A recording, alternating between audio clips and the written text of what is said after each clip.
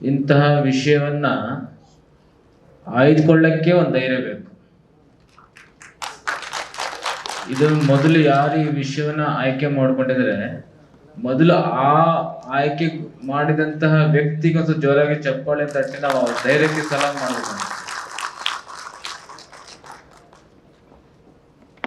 ಜಾತ್ಯತೀತ ರಾಷ್ಟ್ರದಲ್ಲಿ ಜಾತಿಯ ವ್ಯವಸ್ಥೆ ಸಂಪೂರ್ಣವಾಗಿ ಅಳಿಸೋಗಿಲ್ಲ ಅಂತಾನೆ ಕಾಟೇರ ಸಿನಿಮಾ ಬಹಳ ಯಶಸ್ಸು ಕಂಡಿರುವಂಥದ್ದು. ಯಾಕೆ ಯಶಸ್ಸು ಕಾಣುತ್ತೆ ಅಂತಂದ್ರೆ ಯಾರ ಮನಸ್ಸಿಗೆ ಹತ್ತಿರ ಆಗುತ್ತೆ, ಮತ್ತೆ ಯಾರಿಗೆ ಅದು ನನ್ನ ಅನುಭವ ಅನ್ಸುತ್ತೆ, ಹಾಗೂ ಇದು ನನ್ನ ಹಿರಿಯರ ಜೀವನ ಕ್ರಮಿಸಿರುವಂತಹ ದಾರಿ ಅನ್ಸುತ್ತೆ, ಅವರ ಹೃದಯಕ್ಕೆ ಬಹಳ ಹತ್ರ ಆಗುತ್ತೆ. ಅಕ್ಕ ಮಹಾದೇವಿ ಒಂದು ಮಾತನ್ನು ಹೇಳ್ತಾರೆ, ನೊಂದವರ ನೋವ ನೊಯ್ಯದವರೆತ್ತ ಬಲ್ಲರು ಅಂತೇಳಿ. ಅಂತಹ ನೊಂದ ಸಮುದಾಯಗಳ, ನೊಂದ ಜನಗಳ, ನೊಂದ ಶ್ರಮಿಕ ವರ್ಗದವರ ಒಂದು ಹೆಳೆಯನ್ನ ಬಹಳ ಚೆನ್ನಾಗಿ ಟ್ರೇಲರ್ ಅಲ್ಲಿ ತೋರಿಸಿದ್ದಾರೆ. ಟ್ರೇಲರ್ ನೋಡಿದಾಗ ಮಾನ ಅವಮಾನಗಳು, ಸ್ತುತಿ ನಿಂದೆಗಳು, ಶ್ರೇಣೀಕೃತ ವ್ಯವಸ್ಥೆಯ, ಚಾತುರ್ವರ್ಣ ಧರ್ಮಾಶ್ರಮದ ಶೋಷಣೆ ಮುಕ್ತ ಸಮಾಜವನ್ನ ಕಟ್ಟಲಿಕ್ಕೆ ಯಾವ ಧೈರ್ಯ ಬೇಕೆನ್ನುವಂಥದ್ದನ್ನ ಇವತ್ತಿನ ಜನಮಾನಸದಲ್ಲಿ ಬಹಳ ಅದ್ಭುತವಾಗಿರುವಂತಹ, ಜನಗಳಿಗೆ, ಯುವಕರಿಗೆ ಹತ್ತಿರವಾಗುವ ರೀತಿಯಲ್ಲಿ ತೋರಿಸಿದರೆ. ಕಾರಣ ನಿಜವಾಗ್ಲೂ ನನಗೆ ನಮ್ಮ ವಿವಂಕ್ ಹೀರೋ ಒಂದು ಫಾರ್ವರ್ಡ್ ಮೆಸೇಜ್ ಮಾಡಿದ್ದ. ಭಾಳ ಆಯ್ತು, ಇದು ಯಾಕೋ 4 ಸಾಲಿದ್ದು, ಆ 4 ಸಾಲಲ್ಲಿ ಯಾಕೆ ಇದು ಭಾಳ ನಿಮ್ಮ ಭಾಷೆಯಲ್ಲಿ ಹೇಳಿದ್ರೆ ಬಿಲ್ಡಪ್ ಭಾಳ ಆಯ್ತಲ್ಲ ಸಾಲುಗಳು ಅಂತ ಅನಿಸ್ತು. ಅದು ಓದಿದ ಮೇಲೆ ಟ್ರೈಲರ್ ನೋಡಿದ್ರೆ ಸಾಲುಗಳೇ ಕಡಿಮೆ ಅಂತ ಅನಿಸ್ತಾ ಇತ್ತು, ಬರ್ದ ಸಾಲುಗಳ ಅರ್ಥ ಇನ್ನೂ ಕಡಿಮೆ ಅನಿಸ್ತಾ ಇತ್ತು. ಅಂತಹ ಧೈರ್ಯ ಸರ್ವತ್ರ ಸಾಧನ. ನಿಜವಾಗ್ಲೂ ಕೂಡ ಇದು ಜನಮಾನಸಲ್ಲಿ ಉಳಿಯುವಂತಹ ಸಿನಿಮಾ ಆಗುತ್ತೆ. ಇದು ನೋಡಿದರೆಲ್ಲರೂ ಕೂಡ ದರ್ಶನ್ ನೆನೆಸ್ಕೊಳ್ತಾರೆ. ದರ್ಶನ್ ನೆನೆಸ್ಕೊಂಡ್ರು ಅಂತಂದ್ರೆ ವಿವಂಕ ಆ ಮಟ್ಟಕ್ಕೆ ಬೆಳೀತಾನೆ ಅನ್ನುವಂತಹ ಆಲೋಚನೆಯನ್ನು ನಾವು ಇಟ್ಕೊಳ್ಬಹುದು. ಎಲ್ಲ ತಂಡಕ್ಕೆ ಶುಭವಾಗ್ಲಿ. ಶರಣಾರ್ಥಿಗಳು. ಪೂಜ್ಯರು ಒಂದು ಉತ್ತಮ ಸಂದೇಶವನ್ನು ಧೈರ್ಯಂ ಸರ್ವತ್ರ ಸಾಧನಂ ಸಿನಿಮಾದ ಬಗ್ಗೆ ಸಭೆಗೆ ಕೊಟ್ಟಿದ್ದಾರೆ. ಬಹುಶಃ ಈ ಸಮಾಜದಲ್ಲಿ ಶೋಷಣೆಯನ್ನು ಅನುಭವಿಸ್ತಿರುವಂಥ ಜನರಿಗೆ ಆ ಶೋಷಣೆಯಿಂದ ಮುಕ್ತರಾಗಬೇಕು ಅಂತಂದರೆ ನಿಮಗೆಲ್ರಿಗೂ ಸಹ ಪ್ರತಿಯೊಬ್ಬರು ಧೈರ್ಯವನ್ನು ತಂದುಕೊಳ್ಬೇಕು ಅನ್ನುವಂಥ ಒಂದು ಉತ್ತಮವಾದಂಥ ಸಂದೇಶವನ್ನು ಈ ಸಿನಿಮಾದಲ್ಲಿ ನಾವು ಕಾಣ್ಬೋದು ಅಂತ ಅನಿಸ್ತಾ ಇದೆ. ಈ ಸಿನಿಮಾದ ಮತ್ತೊಂದು ವಿಶೇಷ ಅಂತಂದರೆ ತಂಡ ತುಂಬ ಅಚ್ಚುಕಟ್ಟಾಗಿ ಕಥೆಯನ್ನು ಹೇಳುವ ಮೂಲಕವಾಗಿ ಸಿನಿಪ್ರಿಯರ ಮನಸ್ಸನ್ನು ಗೆದ್ದಿರೋದ್ರಲ್ಲಿ ಯಾವುದೇ ಸಂದೇಹ ಇಲ್ಲ. ಹಾಗಾಗಿ ಧೈರ್ಯಂ ಸರ್ವತ್ರ ಸಾಧನಂ ಸಿನಿಮಾ ಒಂದು ಉತ್ತಮ ಸಂದೇಶವನ್ನು ಸಮಾಜಕ್ಕೆ ಕೊಡುತ್ತೆ ಎನ್ನುವಂಥ ಒಂದು ಆಶಾಭಾವನೆ ನಮ್ಮದಾಗಿದೆ. ಆ ಒಂದು ಕೆಲಸದಲ್ಲಿ ತುಂಬ ಅಚ್ಚುಕಟ್ಟಾಗಿ ಎಲ್ಲ ಕಲಾವಿದರು ವಿಶೇಷವಾಗಿ ಈ ಒಂದು ಸಿನಿಮಾವನ್ನು ಮಾಡುವಲ್ಲಿ ಪ್ರತ್ಯಕ್ಷವಾಗಿ ಪರೋಕ್ಷವಾಗಿ ಶ್ರಮಿಸಿದ್ರಲ್ಲ, ನಿಮ್ಮೆಲ್ಲರಿಗೂ ಶುಭಾಶಯನ್ನು ಕೋರುವುದರ ಜೊತೆಗೆ ನಮ್ಮ ಕರ್ನಾಟಕದ ಪ್ರತಿಯೊಬ್ಬರೂ ಈ ಸಿನಿಮಾವನ್ನು ನೋಡಿ ಕಲಾವಿದರನ್ನ ಪ್ರೋತ್ಸಾಹಿಸಲಿ ಅನ್ನೋದು ನಮ್ಮ ಒಂದು ಮನವಿ. ಈ ಸಿನಿಮಾ ಉತ್ತಮವಾಗಿ ಪ್ರದರ್ಶನವಾಗಲಿ, ಎಲ್ಲರ ಜನಮೆಚ್ಚುಗೆಯನ್ನು ಗಳಿಸುವ ಮೂಲಕವಾಗಿ ಕಲಾವಿದರಿಗೆ ನಾವೆಲ್ಲರೂ ಸಹ ಬೆಂಬಲವಾಗಿ ನಿಲ್ಲೋಣ ಎನ್ನುವಂಥ ಒಂದು ಮಾತನ್ನು ಹೇಳ್ತಾ, ಮತ್ತೊಮ್ಮೆ ಈ ಧೈರ್ಯಂ ಸರ್ವತ್ರ ಸಾಧನಂ ಚಿತ್ರ ಯಶಸ್ವಿಯಾಗಿ ಪ್ರದರ್ಶನಗೊಳ್ಳಿ, ಕಲಾವಿದರಿಗೆ ಎಲ್ಲರಿಗೂ ಸಹ ಶುಭವನ್ನು ಕೋರ್ತಾ ಚಿತ್ರಕ್ಕೆ ಶುಭಾಶಯವನ್ನು ಹಾರೈಸ್ತೇನೆ.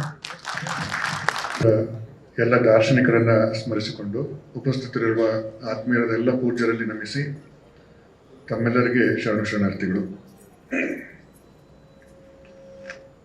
ಈ ಸಿನಿಮಾದ ಟೀಸರ್ ಅಥವಾ ಟ್ರೈಲರನ್ನು ನೋಡಿದಾಗ ತಕ್ಷಣಕ್ಕೆ ನಮಗೆ ಅನಿಸಿದ್ದೇನಪ್ಪ ಅಂತ ಹೇಳಿದರೆ, ಯಾವುದೇ ಒಂದು ಕಲಾಕೃತಿ ಅದನ್ನು ನೋಡುವಂಥವನ ಒಳಗಡೆ ಒಂದಿಷ್ಟು ಸಂವೇದನೆಗಳನ್ನು ಮೂಡಿಸ್ಬೇಕು.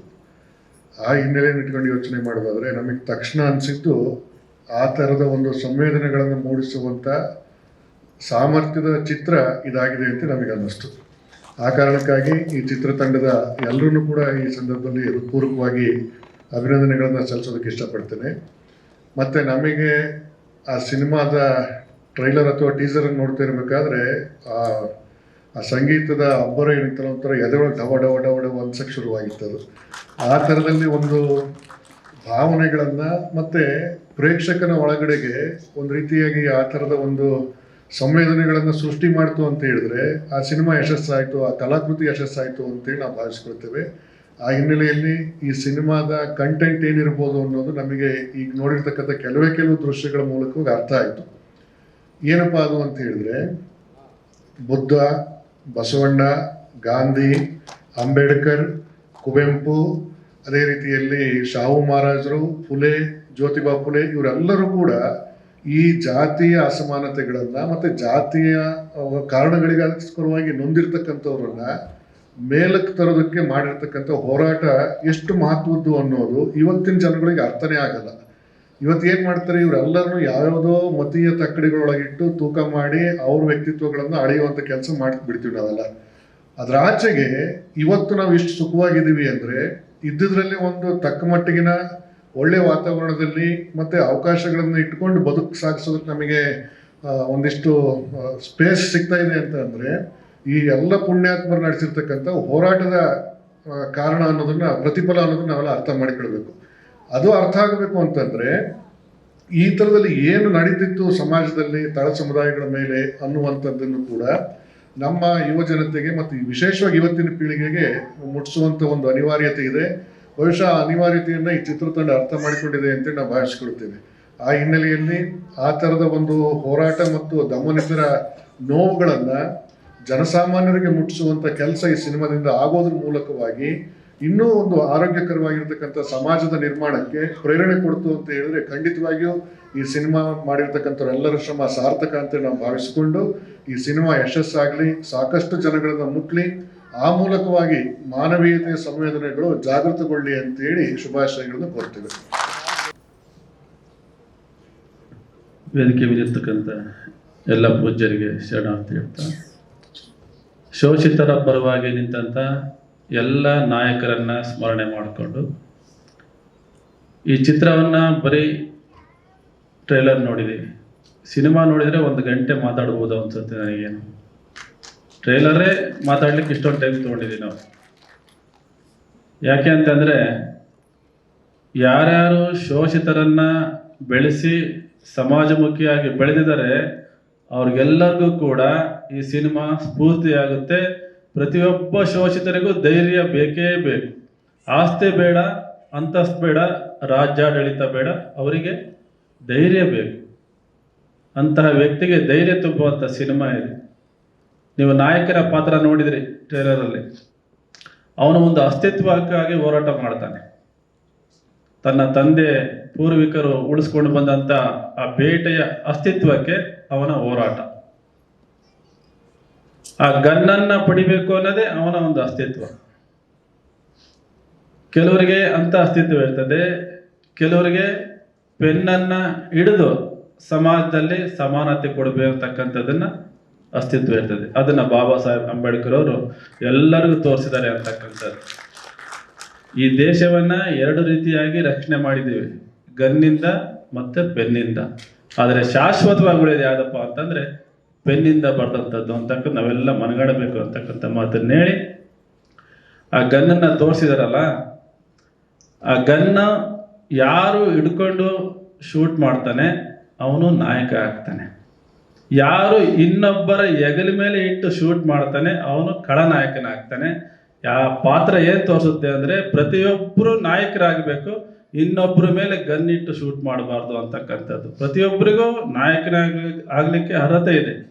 ಅದನ್ನ ಈ ಚಿತ್ರದ ಮೂಲಕವಾಗಿ ಹೀರೋವನ್ನ, ಪ್ರೊಡ್ಯೂಸರು ಮತ್ತು ಕ್ಯಾಮ್ರಾಮನ್ನು ತೋರಿಸಿದ್ದಾರೆ.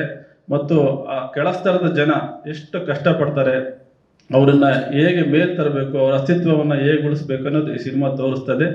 ಈ ಸಿನಿಮಾವನ್ನು ಎಷ್ಟು ಕಷ್ಟಪಟ್ಟು ಎಷ್ಟು ಇಷ್ಟಪಟ್ಟಿದ್ದಾರೆ ಅಂತೇಳಿ ಮಾಡಿದ್ದಾರೆ ಅಂತೇಳಿ ನಮಗೆ ಗೊತ್ತಿದೆ. ನಮ್ಮ ಮಠದ ಸುತ್ತಮುತ್ತಲು ಈ ಚಿತ್ರೀಕರಣ ಆಗಿದೆ. ಈ ಸಿನಿಮಾ ಭಾಳಷ್ಟು ಕಷ್ಟಪಟ್ಟು ಮಾಡಿದ್ದಾರೆ.